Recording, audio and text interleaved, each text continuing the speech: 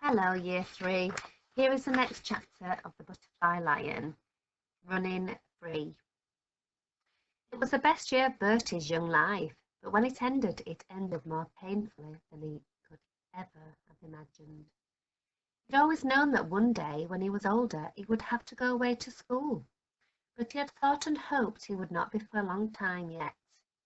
He'd simply put it out of his mind. His father had just returned home from Johannesburg after his yearly business trip. He broke the news at supper that first evening.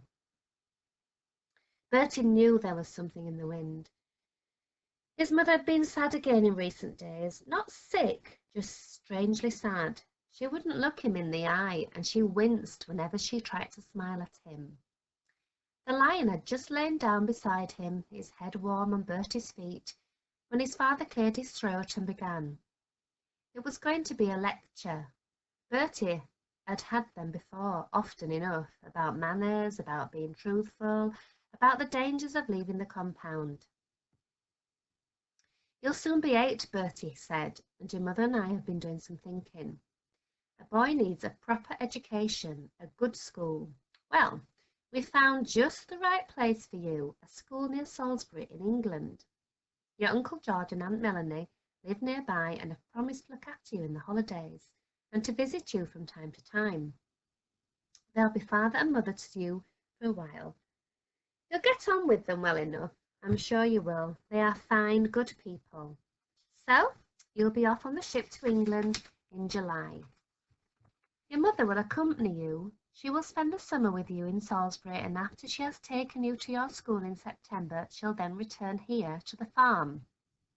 It's all arranged."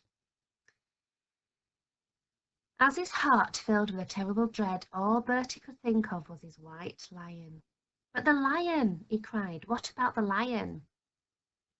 "I'm afraid there's something else I have to tell you," his father said. Looking across at Bertie's mother, he took a deep breath, and then he told him.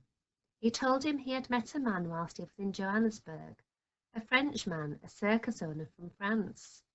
He was over in Africa looking for lions and elephants to buy for his circus. He liked them young, very young, a year or less, so that he could train them up without too much trouble. Besides, they were easier and cheaper to transport when they were young. He would be coming out to the farm in a few days' time to see the white lion for himself. If he liked what he saw, he would pay good money and take him away. It was the only time in his life Bertie had ever shouted at his father, "No, no, you can't!" It was rage that wrung the hot tears from him, but they soon gave way to silent tears of sadness and loss. There was no comfort in him, but his mother tried all the same.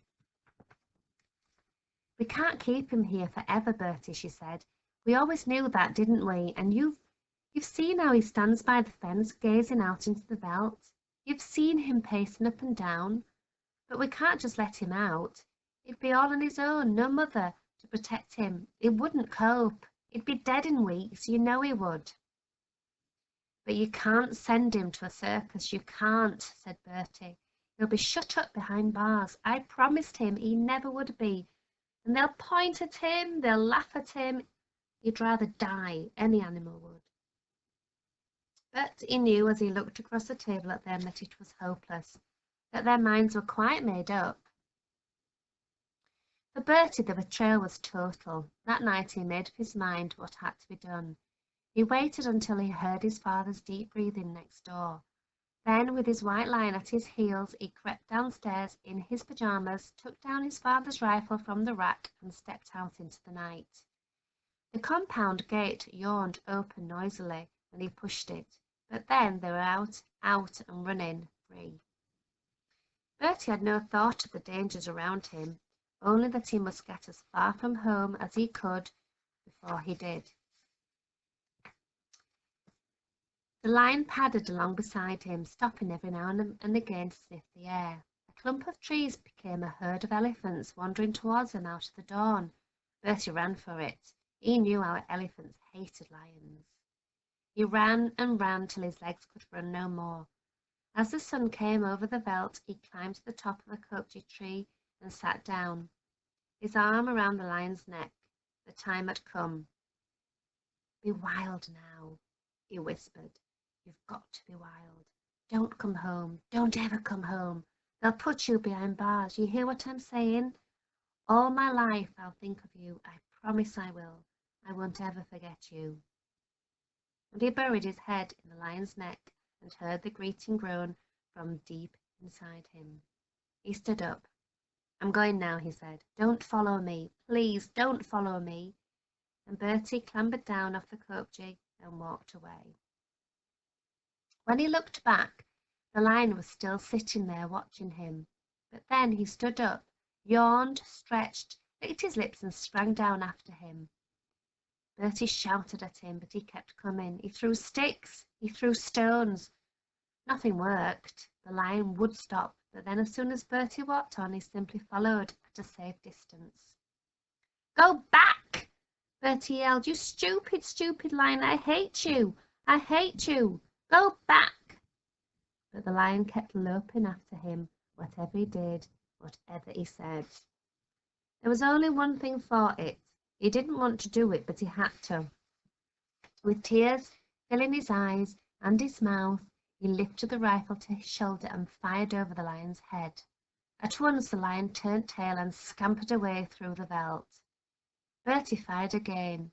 He watched till he could see him no more, and then turned for home. He knew he'd have to face what was coming to him.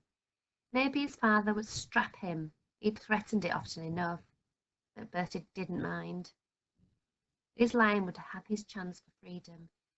Maybe not much of one, but anything was better than the bars and whips of a circus.